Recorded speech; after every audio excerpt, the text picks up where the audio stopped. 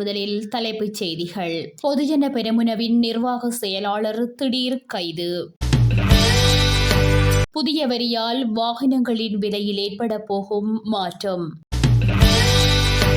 புதிய ஜனநாயக முன்னணியின் தேசிய பட்டியல் நாளை வெளியாகும்.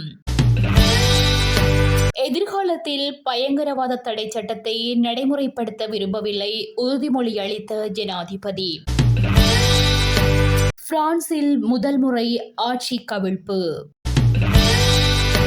ஸ்ரீலங்கா பொதுஜன பெரமுனவின் நிர்வாக செயலாளர் ரேணுகா பெரேரா குற்றப்புலனாய்வு பிரிவினரால் கைது செய்யப்பட்டுள்ளார்.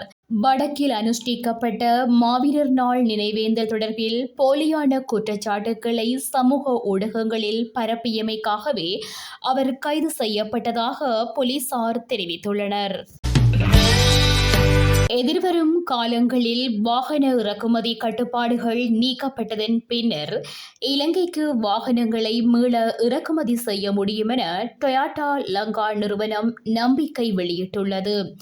இறக்குமதி செய்யப்படும் வாகனங்கள் இலங்கை சந்தையில் விற்பனை செய்யப்படும் என எதிர்பார்க்கப்படும் விலைகளை தற்போது அறிவித்துள்ளனர். எனினும் வெளியிடப்பட்ட விலைகள் தற்போதுள்ள அரசாங்க வரி கட்டமைப்பு மற்றும் மாற்று விகிதங்களை அடிப்படையாக கொண்டவை என்று அவர்கள் சுட்டிக்காட்டுகின்றனர். அதேவேளை வாகனங்களை இறக்குமதி செய்வதற்கான புதிய வரி கட்டமைப்பை அரசாங்கம் அறிமுகப்படுத்தும் என்றும் அதன் கீழ் விலைகள் மாறும் என்றும் அந்நிய செலாவணி விகிதமும் வாகன விலையை நேரடியாக பாதிக்கலாம் என்றும் அந்த நிறுவனம் கூறுகிறது.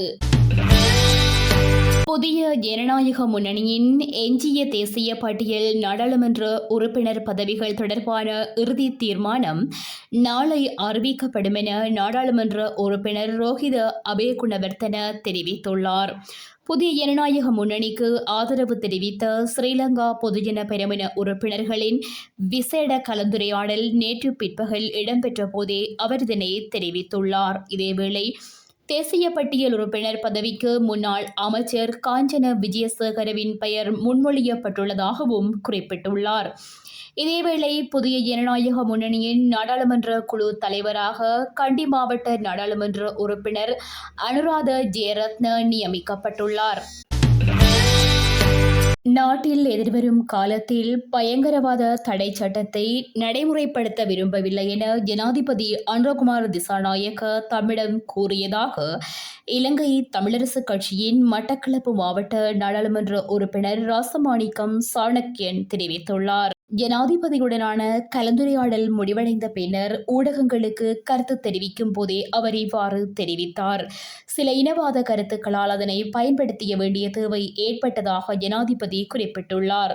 இதேவேளை வடக்கு கிழக்கு இணைந்த சமஷ்டி அடிப்படையிலான தீர்வு, அரசியல் கைதிகளின் விடுதலை, பயங்கரவாத எதிர்ப்பு சட்டம், காணி அபகரிப்பு, காணாமல் ஆக்கப்பட்டோருக்கான நீதி உள்ளிட்ட பல விடயங்கள் தொடர்பில் ஜனாதிபதியுடன் கலந்துரையாடியதாக இலங்கை தமிழரசுக் கட்சியின் மட்டக்களப்பு மாவட்ட நாடாளுமன்ற உறுப்பினர் ராசமாணிக்கம் சாணக்கியன் தெரிவித்துள்ளார். பிரான்ஸ் பிரதமர் மைக்கேல் ஃபர்னியர் மீதான நம்பிக்கையில்லா தீர்மானம் வெற்றி அடைந்துள்ளதால் ஆட்சி கவிழ்ந்துள்ளமை பரபரப்பை ஏற்படுத்தியுள்ளது.